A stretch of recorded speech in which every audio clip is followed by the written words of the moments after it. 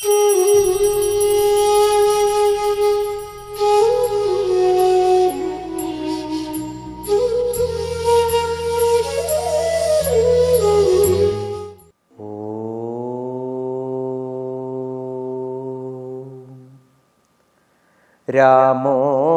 ന ഗച്ഛതി ന തിഷ്ഠതി നാനുശോചത്യാകാംക്ഷതേ ത്യജതി നോ ന കരോതി കിഞ്ചിൽ ആനന്ദമൂർത്തിരചല പരിണാമഹീനോ മായാ ഗുണാനനുഗതോ ഹി തഥാ വിഭാതി. രാമ രാമ രാമ രാമ രാമ രാമ രാമ രാമ രാമ രാമ രാമ രാമ രാമ രാമ. അധ്യാത്മരാമായണത്തിലെ ഒരു ശ്ലോകമാണ് ഞാനിപ്പോൾ ചൊല്ലിയത്. മൂലഗ്രന്ഥത്തിൽ സാക്ഷാൽ ശ്രീരാമൻ തൻ്റെ അരികത്ത് വിനീതനായിരിക്കുന്ന ഹനുമാനെ നോക്കി വാത്സല്യത്തോടുകൂടി സീതാദേവിയോട് പറയുകയാണ് ഹനുമാന് രാമതത്വം ഉപദേശിച്ചു കൊടുക്കാൻ. അപ്പോൾ സീതാദേവി രാമൻ ചെയ്ത മഹത്കൃത്യങ്ങളെ ഓരോന്നും പറഞ്ഞുകൊണ്ട് അച്ഛൻ്റെ വാക്ക് പാലിക്കുന്നതിന് വേണ്ടി കാട്ടിലേക്ക് പോയതും ഋഷ്യാശ്രമങ്ങളിലൂടെ സഞ്ചരിച്ചതും പിന്നീട് സീതയെ വീണ്ടെടുക്കുന്നതിന് വേണ്ടി വാനരന്മാരുമായി സഖ്യം ചെയ്ത് സമുദ്രത്തിനു മധ്യേ സേതു നിബന്ധിച്ച് രാവണാദികളെ വധിച്ച് സീതയെ വീണ്ടെടുത്ത് കൊണ്ടുവന്ന് ദാ അയോധ്യയുടെ ചക്രവർത്തിയായി വാഴുന്നു. അങ്ങനെയുള്ള രാമൻ യഥാർത്ഥത്തിൽ ഇതൊന്നും ചെയ്തിട്ടില്ല, എല്ലാം ചെയ്തത് ഞാനാണ് എന്ന് സീതാദേവി തന്നെ വിശേഷിപ്പിക്കുന്നതാകട്ടെ മാം വിദ്ധി മൂലപ്രകൃതിയും. ഞാൻ ഈ മൂലപ്രകൃതിയാണ്. ഈശ്വരന് അനവധി അവതാര കർമ്മങ്ങളെ ചെയ്യുവാൻ ആശ്രയമായിട്ടുള്ളത് ഗുണസ്വരൂപമായിരിക്കുന്ന പ്രകൃതിയാണ് എന്ന് ദർശനങ്ങൾ ഉദ്ഘോഷിക്കുന്നു. ആ ത്രിഗുണസ്വരൂപയായിരിക്കുന്ന മായയാണ് ഞാൻ, പ്രകൃതിയാണ് ഞാൻ. രാമനാകട്ടെ എവിടേക്കും പോകുന്നില്ല, നിൽക്കുന്നില്ല, ഒന്നിനെക്കുറിച്ചും ദുഃഖിക്കുന്നില്ല, ആഗ്രഹിക്കുന്നില്ല, ഒന്നും പരിത്യജിക്കുന്നില്ല, ഒന്നും ചെയ്യുന്നില്ല. ആ രാമൻ സാക്ഷാൽ ആനന്ദമൂർത്തിയാണ്. മായാഗുണത്തെ സ്വീകരിച്ചുകൊണ്ട് രാമൻ ഇത്തരത്തിലുള്ളതായ പ്രവർത്തികളൊക്കെ ചെയ്യുന്നു എന്ന് ലോകത്തിന് തോന്നുകയാണ്. തഥാ വിഭാതി, ഇങ്ങനെയൊക്കെ രാമൻ ചെയ്തു എന്ന് ലോകത്തിന് തോന്നുകയാണ്. പേര് പോലെ തന്നെ അധ്യാത്മരാമായണം രാമകഥയിലൂടെ നമ്മളെ പഠിപ്പിക്കുന്നത് ദർശനമാണ്. ഈ പ്രപഞ്ചത്തിൻ്റെ രഹസ്യത്തിലേക്ക് നമ്മളെ കൂട്ടിക്കൊണ്ടുപോകുന്ന കഥയായിട്ടാണ്. അങ്ങനെ ഒരു അനുഭവത്തിൽ ഋഷീശ്വരന്മാർ അനുഭവിക്കുന്ന യാതൊരു തരത്തിലുള്ള ആനന്ദമുണ്ടോ അതേ ആനന്ദം സാധാരണക്കാർക്ക് കൂടി ലഭിക്കണം എന്ന ആഗ്രഹത്തോടുകൂടി രാമകഥ പറയുകയാണ് അധ്യാത്മരാമായണത്തിൽ. എഴുത്തച്ഛനും രാമൻ്റെ ആ ലീലയെ ഇങ്ങനെ വർണ്ണിക്കുന്നു. ഭൂമിയിൽ മനുഷ്യനായ അവതാരം ചെയ്തേനേവം ഭൂമിപാലക വൃത്തി കൈക്കൊണ്ടു വാണിടിനാൻ. ചേതസാ വിചാരിച്ചു കാൺകിലോ പരമാർത്ഥമേതുമേ ചെയ്യുന്നോ നല്ലില്ലല്ലോ വികാരവും ചിന്തിക്കിൽ പരിണാമമില്ലാതൊരാത്മാനന്ദമെന്തൊരു മഹാമായ വൈഭവം ചിത്രം ചിത്രം. മനുഷ്യനായി അവതരിച്ച് രാമൻ അത്ഭുത പ്രവർത്തികൾ പലതും ചെയ്തു എന്ന് കഥയായി നമ്മൾ കേൾക്കുമ്പോൾ സത്യത്തിൽ പരമപുരുഷനായിരിക്കുന്ന ആ ഭഗവാൻ ഒന്നും ചെയ്യുന്നില്ല, എല്ലാം മായയെ ആശ്രയിച്ച് നിൽക്കുന്ന നമ്മുടെ തോന്നലുകളാണ്. ഇതാണ് ആത്മതത്വത്തിലേക്കുള്ളതായ തീർത്ഥാടനം. അങ്ങനെയുള്ള രാമൻ അനുജന്മാരോടുകൂടി വസിഷ്ഠനിൽ നിന്ന് സകല വിദ്യകളും പഠിച്ച് പ്രഭാവശാലികളായി ദശരഥ മഹാരാജാവിൻ്റെ ശാസനത്തിൽ വേണ്ടതുപോലെ ഭരണകാര്യങ്ങളെക്കുറിച്ചൊക്കെ ഗ്രഹിക്കുകയും വേണ്ട സമയത്ത് നിർദ്ദേശങ്ങൾ കൊടുക്കുകയും ഒക്കെ ചെയ്തുകൊണ്ട് അയോധ്യയിൽ വർത്തിക്കുന്ന കാലം, രാജകുമാരന്മാരുടെ വിവാഹാദി കാര്യങ്ങളെക്കുറിച്ചൊക്കെ ആലോചിക്കാൻ തുടങ്ങിയ സമയം, അപ്പോഴാണ് വിശ്വാമിത്രൻ്റെ ആഗമനം. അക്കാലം വിശ്വാമിത്രനാകിയ മുനികുലമുഖ്യനും അയോധ്യയ്ക്കമ്മാറെഴുന്നള്ളിയിടിനാൻ. വിശ്വാമിത്രൻ കവാടത്തിൽ വന്നു നിന്ന് ഭൃത്യന്മാരോട് പറയുന്നു, സ രാജ്ഞോ ദർശനാകാംക്ഷി ദ്വാരാധ്യക്ഷാനുവാച ശീഘ്രമാഖ്യാതമാം പ്രാപ്തം കൗശികം ഗാധിനസുതം. വേഗം ചെന്ന് രാജാവിനോട് പറയൂ, ഞാൻ വന്നിരിക്കുന്നു, കൗശികൻ വന്നിരിക്കുന്നു. ഗാധിയുടെ പുത്രനായിരിക്കുന്ന വിശ്വാമിത്രൻ വന്നിരിക്കുന്നു എന്ന വാർത്ത കേട്ടപ്പോഴേക്കും ദശരഥൻ അതിവേഗത്തിൽ വന്ന് വിശിഷ്ടങ്ങളായിരിക്കുന്ന ഉപചാരങ്ങളോടുകൂടി മഹർഷീശ്വരനെ സ്വീകരിച്ചു. അർഘ്യപാദ്യാദികളെല്ലാം ചെയ്ത് കുശലപ്രശ്നങ്ങളെല്ലാം ചോദിച്ച് എന്താണ് ആഗമനോദ്ദേശം, അല്ലയോ മഹർഷീശ്വര, അങ്ങ് എന്ത് ചോദിച്ചാലും അത് തരാൻ തയ്യാറായി നിൽക്കുകയാണ് ഈ സൂര്യവംശത്തിലെ രാജാവായ ദശരഥൻ.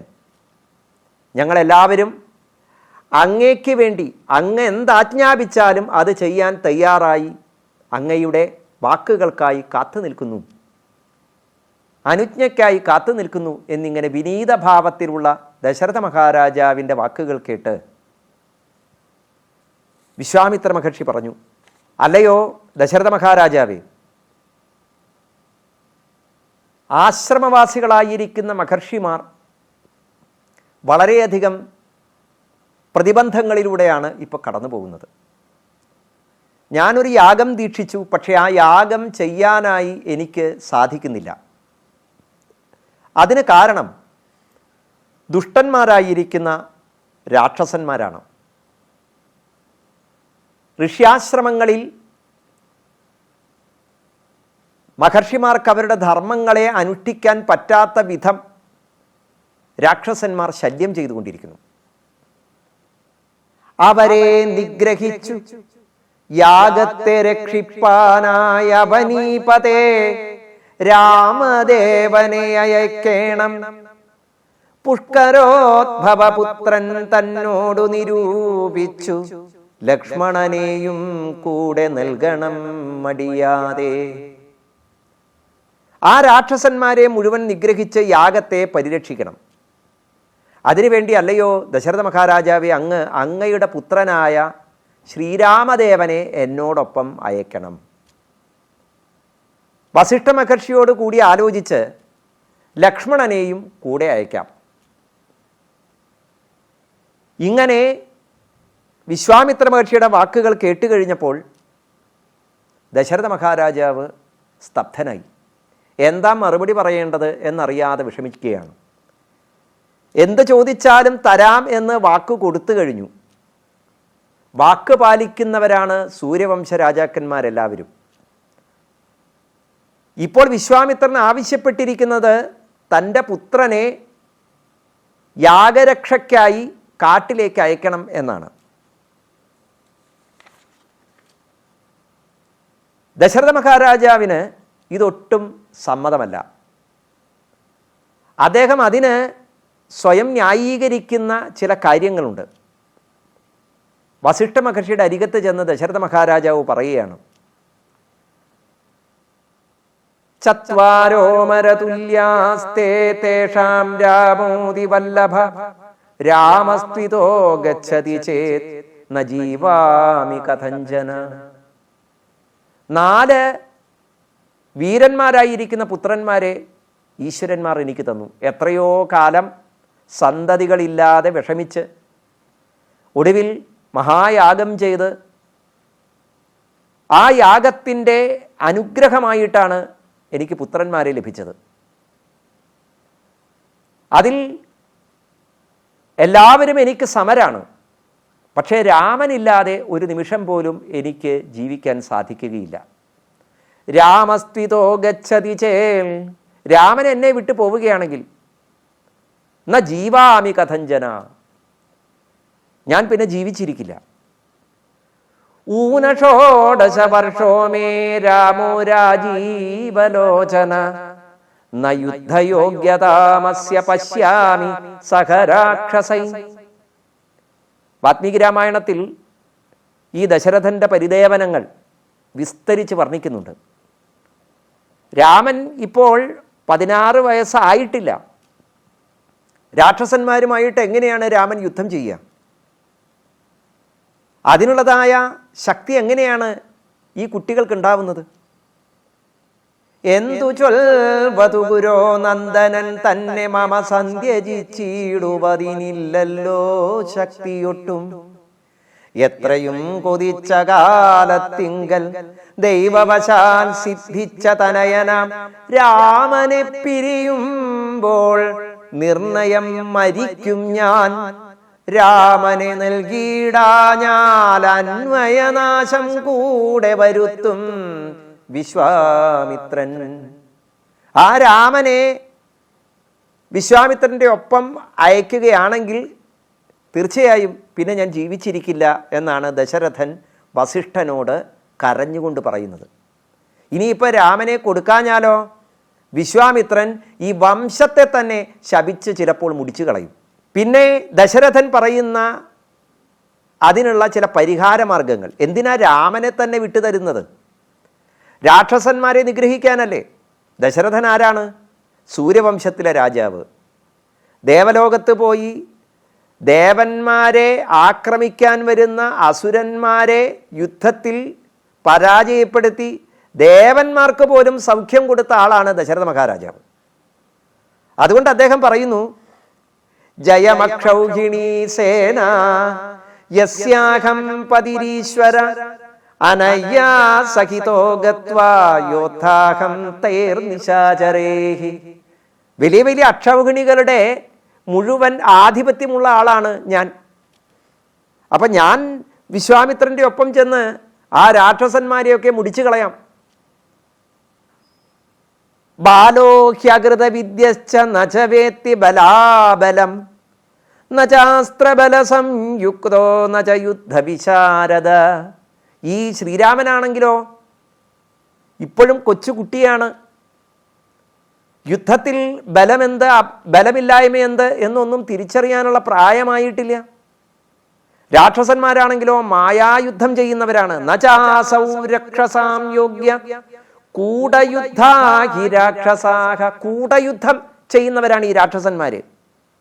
വിപ്രയുക്തോ ഹി രാമേണ മുഹൂർത്തമപി നോത്സഹേ. ഇനിയിപ്പോ എല്ലാവരും കൂടി നിർബന്ധിച്ച രാമനെ വിശ്വാമിത്രന്റെ ഒപ്പം പറഞ്ഞയക്കുകയാണെങ്കിൽ ഒരു മുഹൂർത്തം പോലും പിന്നെ ഞാൻ ജീവിച്ചിരിക്കില്ല. യദി വാ രാഘവം ബ്രഹ്മൻ നേതുമിച്ഛസി സുവ്രത ചതുരംഗ സമായുക്തം മയാ സഹജതം നയ. ഇനിയിപ്പോൾ അതല്ല, വിശ്വാമിത്രന് രാമനെ തന്നെ വേണം എന്നാണെങ്കിൽ ഞാനൊരു കാര്യം പറയാം, ഞാനും കൂടെ വരാം. എൻ്റെ ഒപ്പം സൈന്യവും ഉണ്ടാവും. അപ്പം രാമൻ അതൊരു സഹായമാവും. എനിക്കാണെങ്കിൽ രാമനെ പിരിയുകയും വേണ്ട. രാമനെ കൂടാതെ ഒരു മുഹൂർത്തം പോലും എനിക്ക് ജീവിക്കാനാവില്ല രാമനില്ലാതെ എന്ന് ആവർത്തിച്ചാവർത്തിച്ച് ദശരഥൻ പറയുന്നു. വസിഷ്ഠ മഹർഷി ദശരഥനെ സമാധാനിപ്പിക്കുകയാണ്. ഈ വന്നിരിക്കുന്ന ആൾ നിസ്സാരക്കാരനായ ഒരാളല്ല. വിശ്വാമിത്ര മഹർഷിയാണ്. സത്യത്തിൽ ഈ നിശാചരന്മാരെയൊക്കെ മുടിക്കുവാൻ വിശ്വാമിത്ര മഹർഷിക്ക് നിമിഷനേരം മതി. അദ്ദേഹത്തിൻ്റെ തപസ്സുകൊണ്ട് സാധ്യമാവും, ആ തപസ്സിൻ്റെ ബലം കൊണ്ട്. എന്നിട്ടും അദ്ദേഹം ഇവിടെ ഈ അയോധ്യയിൽ വന്നിട്ടുണ്ടെങ്കിൽ, രാമനെ കൂടെ കൊണ്ടുപോകണം എന്ന് ആഗ്രഹിച്ചിട്ടുണ്ടെങ്കിൽ അതിന് ഈശ്വരീയമായ ചില കാരണങ്ങളുണ്ട് എന്നാണ് വസിഷ്ഠ മഹർഷി വ്യക്തമാക്കുന്നത്. ദശരഥ മഹാരാജാവിനോട് ഈ സന്ദർഭത്തിൽ വസിഷ്ഠൻ രാമൻ ആരാണ് എന്ന് വിശദീകരിക്കുന്നുണ്ട്. കശ്യപനും അതിഥിയുമായിരുന്നു ദശരഥനും കൗസല്യയുമെന്നും ആ പൂർവജന്മത്തിൽ സാക്ഷാൽ മഹാവിഷ്ണുവിനെ അവർ തപസ്സു ചെയ്തു. തപസ്സിൻ്റെ ഫലമായി ഭഗവാൻ പ്രത്യക്ഷപ്പെട്ടപ്പോൾ ഭഗവാനെ തന്നെ പുത്രനായി കിട്ടണം എന്ന് വരം ചോദിച്ചു. ആ ആഗ്രഹം പൂർത്തീകരിച്ചു കൊടുക്കുന്നതിന് വേണ്ടിയാണ് ഇപ്പോൾ ത്രേതായുഗത്തിൽ സൂര്യവംശത്തിൽ ദശരഥ മഹാരാജാവ് ജനിച്ചു. കൗസല്യാദേവി ദശരഥ പത്നിയായി. അവർക്ക് പുത്രഭാവത്തിൽ സാക്ഷാൽ നാരായണൻ തന്നെ രാമനായി അവതരിച്ചിരിക്കുന്നത് എന്ന രഹസ്യം വസിഷ്ഠ മഹർഷി വെളിച്ചപ്പെടുത്തുന്നു. ഏവം പരാത്മാ മനുജാവതാരോ മനുഷ്യലോകാനനുസൃത്യ സർവം ചക്രേ വികാരി പരിണാമഹീനോ വിചാര്യമാണേന കരോതി കിഞ്ചിൽ. അങ്ങനെയുള്ള രാമൻ യഥാർത്ഥത്തിൽ പരമപുരുഷനാണ്, പരമാത്മാവാണ്.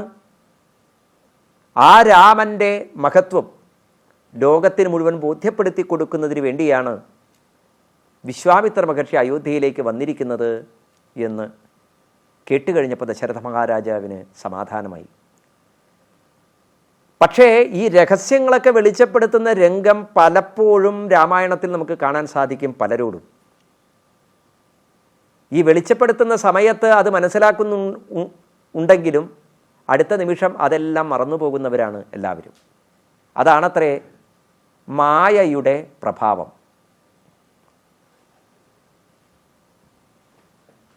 ഈശ്വരീയമായിരിക്കുന്നതായ കർമ്മങ്ങൾ അത് സുഗമമാക്കുന്നതിന് വേണ്ടി ആ ഈശ്വരനിലേക്ക് ഹൃദയം ചേർത്ത് വെച്ചിരിക്കുന്ന ഋഷീശ്വരന്മാർ സഞ്ചരിക്കുന്നുവത്രേ. ഈശ്വരൻ്റെ ഇച്ഛകളെ പൂർത്തീകരിക്കുന്നതിന് വേണ്ടി ഇപ്പോൾ അയോധ്യയിൽ വന്നിരിക്കുന്ന വിശ്വാമിത്ര മഹർഷി യാഗരക്ഷയ്ക്ക് വേണ്ടി രാമനെയും ലക്ഷ്മണനെയും എന്നോടൊപ്പം അയക്കണം എന്നാവശ്യപ്പെട്ടത് യഥാർത്ഥത്തിൽ സൂര്യവംശത്തിൻ്റെ കീർത്തി വർദ്ധിപ്പിക്കുമെന്നും